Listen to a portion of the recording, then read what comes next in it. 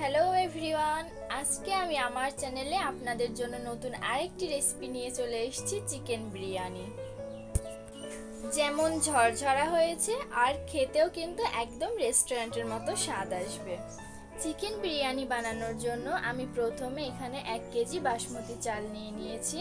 তার ভিতরে আমি পানি দিয়ে ভালোভাবে আমি 3 থেকে 4 বার ধুয়ে নেব।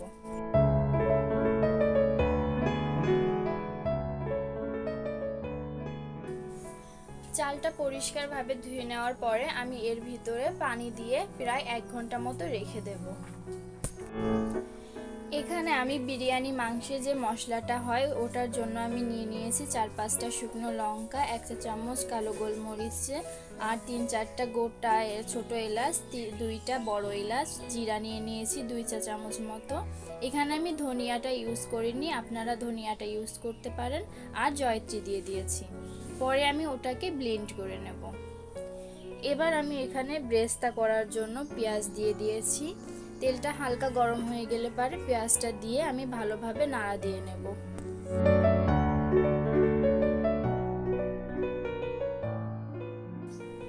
কিছুক্ষণ পরে দেখেন বেরেস্তাটা ভালো মতো এমন একটা বাদামি কালার চলে এসেছে। যখন এমন বাদামি কালার আসবে তখন বুঝতে পারবেন বেরেস্তাটা হয়ে গিয়েছে। এখানে আমি 500 চিকেন নিয়ে নিয়েছি। চিকেনটা আমি ম্যারিনেট করার জন্য আদা বাটা দিয়ে দিয়েছি 3 চা চামচ মতো, কাঁচা লঙ্কা বাটা দিয়েছি 2 চা চামচ মতো। এবার এর ভিতরে আমি সামান্য পরিমাণ হলদি দিয়ে দেব।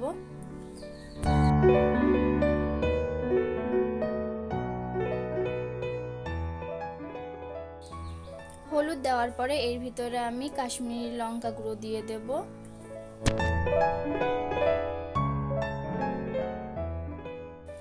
এবার এখানে আমি ধনিয়া পাতা দিয়ে দেব। আমি এখানে পুদিনা পাতাটা ইউজ করিনি, আপনারা চাইলে পুদিনা পাতাটাও দিতে পারেন।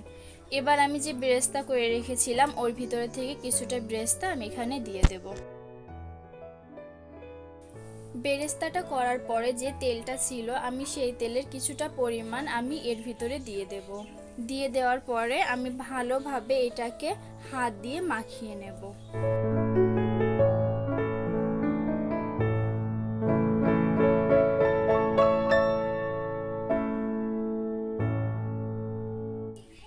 এবার আমি হাত দিয়ে মাখিয়ে নেওয়ার পরে এর ভিতরে আমি অ্যাড করব টক দই।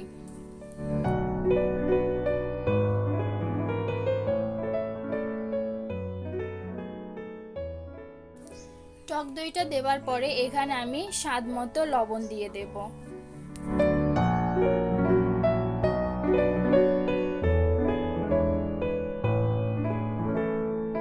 স্বাদ মতো লবণ দেওয়ার পরে আমি এর উপরে আবার কিছুটা বেরেস্তা দিয়ে দেব, দিয়ে আবারও ভালোভাবে হাত দিয়ে এটাকে ম্যারিনেট করে নেব।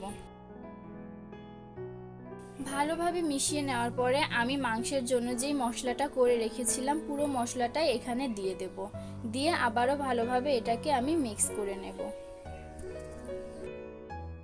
ম্যারিনেট করার পরে কুক করার জন্য আমি এখানে একটা ডেস্কি নিয়ে নিয়েছি। আমি ডেস্কির ভিতরে কোনো তেলও ব্যবহার করছি না এবং বাটারও ব্যবহার করছি না। এখানে আমি পুরো যে তেলটা দিয়ে আমি ম্যারিনেট করেছিলাম ওইটার সাহায্যে আমি পুরো মাংসটাই কুক করে নেব। আর সামান্য কিছুটা দই ছিল যেটা আমি মাংসের উপরে দিয়ে দিয়েছিলাম। এবার ভালোভাবে আমি মাংসটাকে নাড়া দিয়ে নেব।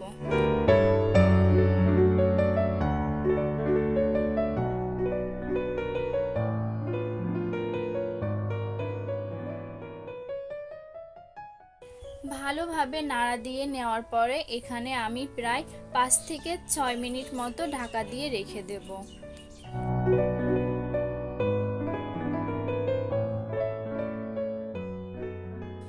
5 থেকে 6 মিনিট পরে আমি ঢাকনাটা উঠিয়ে নেব। উঠিয়ে নেওয়ার পরে মাংসটা আবারও ভালোভাবে নাড়া দিয়ে নেব, দেখব যাতে নিচে লেগে না যায়। তারপর আবারও কিছুক্ষণ আমি ঢাকা দিয়ে রেখে দেব। এখানে আমি কিন্তু পানি ব্যবহার করছি না, এখানে মাংসের যে পানিটা বের হবে ওটা দিয়ে পুরো মাংসটা কুক হয়ে যাবে।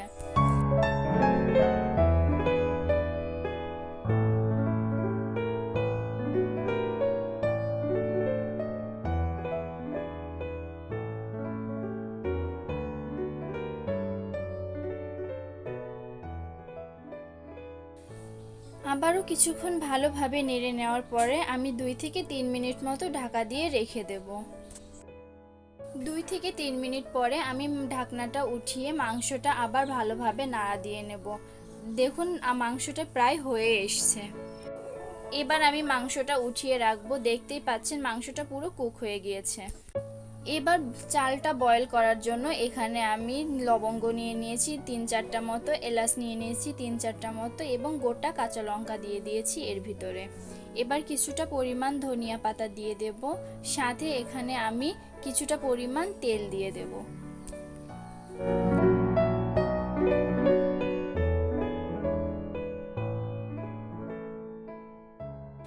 এখানে আমি সব উপকরণগুলো দেওয়ার পরে পানিটা যখন ভালো মতো কুক হয়ে আসবে তখন এর ভিতরে যে চালটা আমি ধুয়ে রেখে দিয়েছিলাম পুরো চালটাই আমি এর ভিতরে দিয়ে দেব।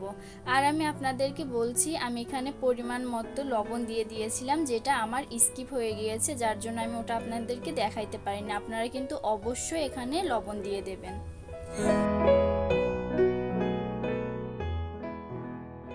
দেখুন চালটা বলক চলে এসছে। এবার চালটা আমি ভালো মতো নাড়া দিয়ে আরও কিছুক্ষণ আমি ফুটিয়ে নেব। যখন চালটা প্রায় 90% মতো কুক হয়ে যাবে, 10% কুক যখন আমি মাংসের সাথে দেব তখন 10% কুকটাও হয়ে যাবে।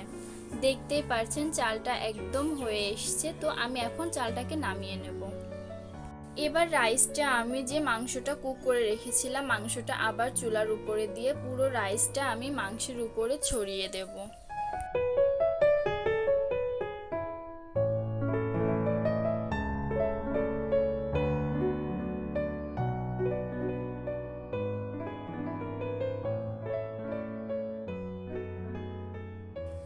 ভালোভাবে মাংসের উপরে আমি অর্ধেক রাইসটা দিয়ে দেব।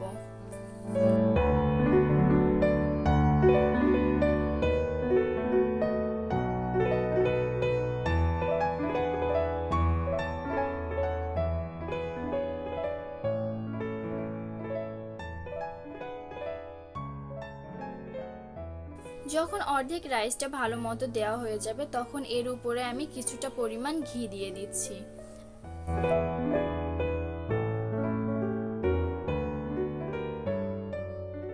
ঘি দেওয়ার পরে এবার এখানে আমি যে বেরেস্তাটা আরও কিছুটা পরিমাণ ছিল সেই বেরেস্তার পুরোটাই আমি এখানে দিয়ে দেব।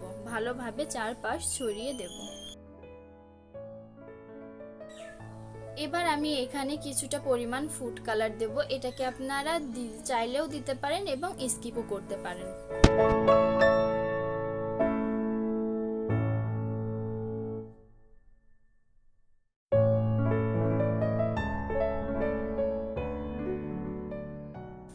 ফুড কালারটা ভালো মতো দেওয়া হয়ে গেলে আমি এর উপরে যে অর্ধেক আর রাইস ছিল সেই রাইসটা পুরোটাই আমি এবার এর উপরে ভালো মতো দিয়ে দেব।